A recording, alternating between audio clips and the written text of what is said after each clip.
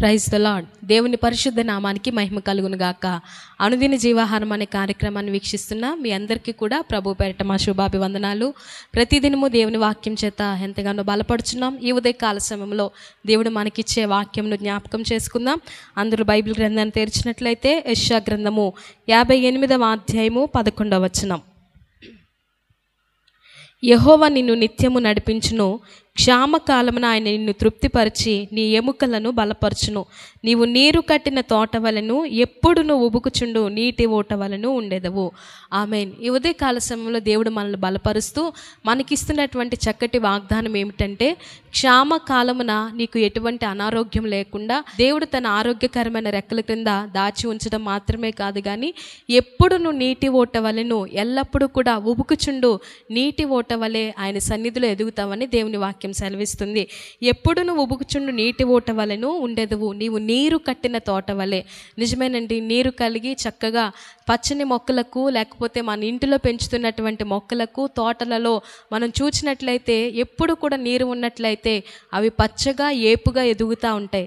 నీరు కట్టిన తోట వలెను దేవుడు మనల్ని ఉంచడానికి ఇష్టపడుతున్నాడు. నీరు పెట్టినటువంటి మొక్కలు ఎంత పచ్చగా, ఎంత చక్కగా సమృద్ధిగా ఉంటాయో, ఈ ఉదయకాల సమయంలో నీవు కూడా నీరు కట్టిన తోట వల్లే దేవుడు నిన్ను ఉంచాలని ఇష్టపడుతున్నాడు.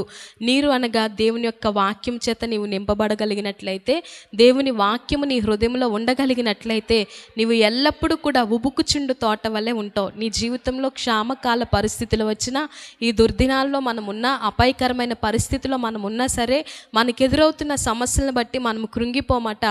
అందుకనే దేవుని వాగ్దానం ఇస్తూ మనల్ని బలపరుస్తున్నారు. నీకు క్షామకాలం వచ్చినప్పటికీ కూడా నీ ఎముకలకు సత్తువ ఏమి తగ్గకుండా నేను నిన్ను బలపరుస్తానని దేవుడు మాట్లాడుచున్నాడు. ఒకసారి మరలా చదువుదాం. యెహోవా నిన్ను నిత్యము నడిపించును, క్షామకాలమున ఆయన నిన్ను తృప్తిపరిచి నీ ఎముకలను బలపరచును. క్షామకాలం అంటే కరువు కాలంలో, మరి ఏమీ లేనటువంటి నీ జీవితంలో సమృద్ధి అనేది నీవు అనుభవించిన పరిస్థితిలో, నీ జీవితంలో ఎదురవుతున్న లేమి పరిస్థితి నుండి ఈ క్షామకాలంలో దేవుడు నీ ఎముకలను బలపరుస్తాడని వాగ్దానం ఇస్తున్నాడు. ఎముకల ద్వారానే మరి మనం ఆరోగ్యవంతంగా ఉండగలము. కింద వచనంలో, నీవు నీరు కట్టిన తోట వలెను ఎప్పుడును ఉబుకుచుండు నీటి ఓట వలెను ఉంటావని దేవుని వాగ్దానం ఇస్తున్నాడండి. క్షామకాలంలో మనల్ని ఆదరించేవారు కరువైపోతారు, కానీ దేవుడు మనల్ని ఆదరిస్తూ మనకిస్తున్న వాగ్దానము, క్షామకాలంలో నీవు ఉన్నప్పటికీ, కరువు కాలంలో నీవు ఉన్నప్పటికీ, ఆర్థిక ఇబ్బందుల చేత నీవు బాధపడుతున్నప్పటికీ, చెప్పుకోలేని సమస్యల చేత నీవు కృంగిపోతున్నప్పటికీ, దేవుడు నీకే ఇస్తున్నటువంటి వాగ్దానము, నీవు నీరు కట్టిన తోట వలెను నా వాక్యం అనేటువంటి దానిని నీ హృదయంలో నీవు ఉంచుకున్నట్లయితే, నీరు కట్టిన తోట వలె నేను నిన్ను ఉంచుతాను, ఎల్లప్పుడూ ఉబుకుచుండు నీటి ఓట వలెని నేను ఉంచుతానని దేవుని వాగ్దానం ఇస్తున్నాడు. కనుక ఆయన సన్నిధిలో ఆత్మీయతలో పచ్చగా దేవుని యొక్క నామమును మహిమపరిచేటువంటి ఫలాలను మనం అనుభవిస్తూ, ఫలాలను దేవుని కొరకు మనందరము కూడా ఎంతో చక్కగా దేవుని గణపరిచే వారిగా ఉందామండి.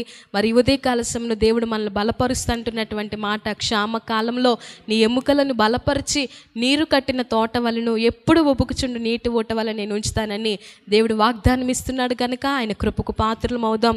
వాగ్దానం ఇచ్చిన దేవుని వైపు చూద్దాం. చిన్న ప్రార్థన చేద్దాం. పరిశుద్ధుడా, ఉదయకాల సమయంలో నీవు ఇచ్చిన మాటను బట్టి స్తోత్రాలయ్యా. ఎల్లప్పుడూ నీవు మాకు ప్రవ్వా అయ్యా తోడుగా ఉంటూ మమ్మల్ని నడిపించి ఎముకలను బలపరుస్తానని నీ వాగ్దానం చేత బలపరచావయ్యా. నీవు నీరు కట్టిన తోట వలెను ఎప్పుడును ఉబుకుచుండు నీటి ఓట వలె ఉంటావని నీ వాగ్దానం చేత మమ్మల్ని బలపరచో. అనుదిన జీవాహారం అనే కార్యక్రమాన్ని చూస్తున్న నీ బిడ్డలలో ఏ క్షామకాలము కలిగి ఉన్నారో ప్రవ్వా, ఏ క్షామము చేత బాధపడుతున్నారో, కరువు చేత, ఇబ్బందుల చేత, వారి కుటుంబంలో సమస్యల చేత, చెప్పుకోలేని పరిస్థితుల చేత, అనారోగ్య సమస్యల చేత బాధపడుతున్నారేమో ప్రవ్వా, నీ యొక్క దక్షిణ హస్తముతో, నీ బాహువుతో ప్రవ్వా, నీ కరుణ కలిగిన హస్తంతో బిడ్డలను తాకండి. ప్రతి బలహీనలను యేసు నామంలో బలపరచండి నాయన.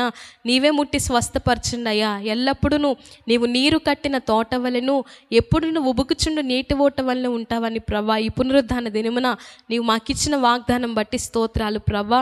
అయ్యా ఇదిగో తండ్రి, యొక్క అనుదిన జీవాహారం చూస్తున్న ప్రతి బిడ్డను మీరు దీవించి ఆశీర్వదిస్తూ నీ దయలో నీ కృపలో భద్రపరచమని, ఈ దీనురాలు చేసిన చిన్న ప్రార్థన నీ పాదాల చెంత చేర్చుకొని ప్రతిఫలం దయచేయమని యేసు నామములో అడిగి వేడుకొంచున్నాము తండ్రి. ఆమేన్.